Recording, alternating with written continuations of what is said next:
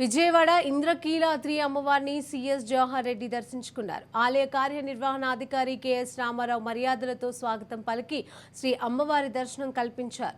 దర్శన అనంతరం వేద ఆశీర్వచనం చేసి తీర్థ ప్రసాదాలు అమ్మవారి చిత్రపటాన్ని అందజేశారు.